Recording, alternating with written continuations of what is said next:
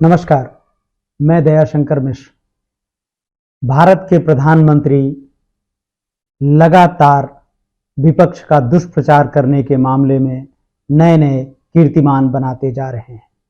हमने लोकसभा चुनाव में देखा किस तरह से कांग्रेस के घोषणा पत्र के बारे में खुद प्रधानमंत्री ने भ्रामक प्रचार किए। पहले उन्होंने कहा कि आपकी संपत्ति छीनकर मुसलमानों को दे दी जाएगी, फिर आपके मंगलसूत्र छीनने का दावा किया गया, उसके बाद आपके भैंस छीनने की बात कही गई, बैंक खाते छीनने की बात कही गई और यह सारी संपत्ति छीनकर मुसलमानों को देने की बात कही गई। अब जबकि प्रधानमंत्री झारखंड के गढ़वा में जनसभा को संबोधित कर रहे थे, उन्होंने दावा किया कि ये आपकी रोटी भी छीन रहे हैं और आपकी बेटी भी छीन रहे हैं और ये आपकी माटी भी हड़प रहे हैं। प्रधानमंत्री जब जिन लोगों के यह सब करने की बात कर रहे हैं, उसमें एक बार फिर कांग्रेस और झारखंड मुक्ति मोर्चा की सरकार है। पहले आप सुनिए प्रधानमंत्री ने क्या कहा और सोचिए कि प्रधानमंत्री का भाषण दिनों दिन उनकी गरिमा के अनुकूल जा रहा है कि विपरीत जा रहा है। जेएमएम, कांग्रेस, आरजेडी ने तुष्टीकरण की नीति को चरम पर पहुंचा दिया है। ये तीनों दल सामाजिक तानाबाना तोड़ने पर आमाद है। ये तीनों दल घुसपैठिया समर्थक है। बांग्लादेशी घुसपैठियों के वोट पाने के लिए ये इन घुसपैठियों को पूरे झारखंड में बसा रहे हैं। जब स्कूलों में सरस्वती वंदना तक पर रोक लगने लगे तो पता चलता है कि खतरा कितना बड़ा है। जब तीज त्योहारों में पत्थरबाजी होने लगे, माता दुर्गा को भी रोक दिया जाए, जब कर्फ्यू लगने लगे तो पता चलता है कि स्थिति कितनी खतरनाक है। जब बेटियों के साथ शादी के नाम पर छल कपट होने लगे तो पता चलता है कि पानी सिर के ऊपर से गुजरने लगा है।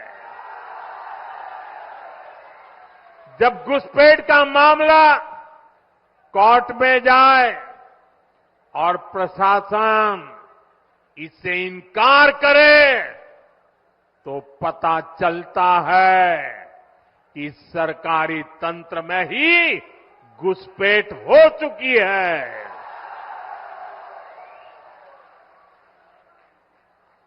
ये आपकी रोटी भी छीन रहे हैं, ये आपकी बेटी भी छीन रहे हैं और ये आपकी माटी को भी हड़प कर रहे हैं।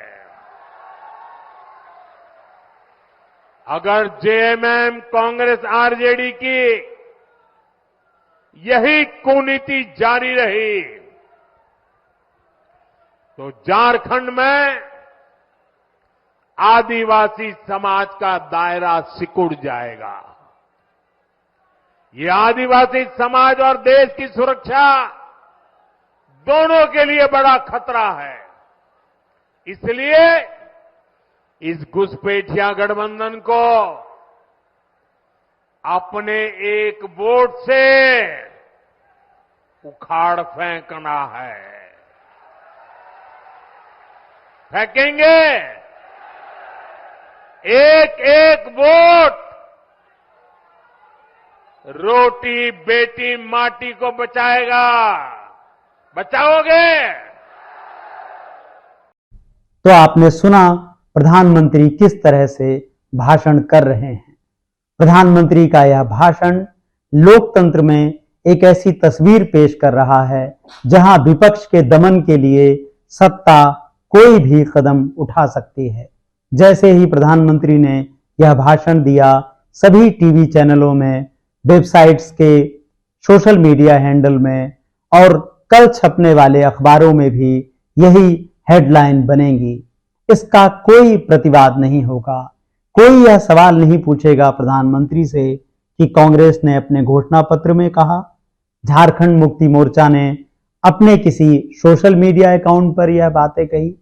तो प्रधानमंत्री किस तरह से गोदी मीडिया का, अपने मीडिया का उपयोग करते हैं जनता तक दुष्प्रचार पहुंचाने के लिए। यह बात इसलिए भी बेहद महत्वपूर्ण है क्योंकि चुनाव आयोग इस बारे में कोई कार्रवाई नहीं करता है। हमने देखा था पिछले दिनों असम के मुख्यमंत्री हेमंत बिश्व शर्मा किस तरह से मुसलमानों को संबोधित कर रहे थे। इसके पहले हमने देखा कि किस तरह से केंद्रीय मंत्री गिरिराज सिंह अपने भाषण कर रहे हैं और यात्राएं निकाल रहे हैं। इन सभी पर चुनाव आयोग की तरफ से कोई कार्रवाई नहीं होती है। ऐसे में सारी जिम्मेदारी एक बार फिर लोकतंत्र की उसके अपने नागरिकों पर है। अब झारखंड के नागरिकों को, महाराष्ट्र के नागरिकों को तय करना चाहिए कि वह कैसी सरकार चाहते हैं, कैसा नेता चाहते हैं। आप अक्सर हमारे YouTube चैनल पर इस बारे में वीडियोस देखते हैं, सुनते हैं। हमारे पिछले वीडियो में हमने प्रधानमंत्री नरेंद्र मोदी और लोकसभा में विपक्ष के नेता राहुल गांधी के भाषणों की तुलना की थी। अगर आपने वह वीडियो नहीं देखा है तो उस वीडियो को एक बार समय निकाल कर सुनिए। उस भाषण में, उस वीडियो में हमने बताया है कि किस तरह से प्रधानमंत्री खुले तौर पर सांप्रदायिकता का, नफरत का और झूठे तथ्यों का सहारा लेते हैं, जबकि राहुल गांधी दूसरी ओर इस तरह की कोई बात नहीं करते। पिछले दिनों झारखंड में ही राहुल गांधी ने एक संविधान सम्मान सम्मेलन को संबोधित करते हुए दोहराया था कि संविधान की रक्षा करना नागरिकों का इस वक्त सबसे बड़ा दायित्व है। जब हम संविधान की बात करते हैं तो लोकतंत्र उसमें अंतर्निहित है। चुनाव आयोग का काम है कि वह सभी दलों को एक समान अवसर प्रदान करे, लेकिन हम देखते हैं कि किस तरह से मुख्य चुनाव आयुक्त शेरो शायरी में जुटे रहते हैं, तुकबंदी में जुटे रहते हैं और विपक्ष की ओर से मिलने वाली शिकायतों में अक्सर ही वह कोई भी कार्रवाई करते हुए नजर नहीं आते हैं।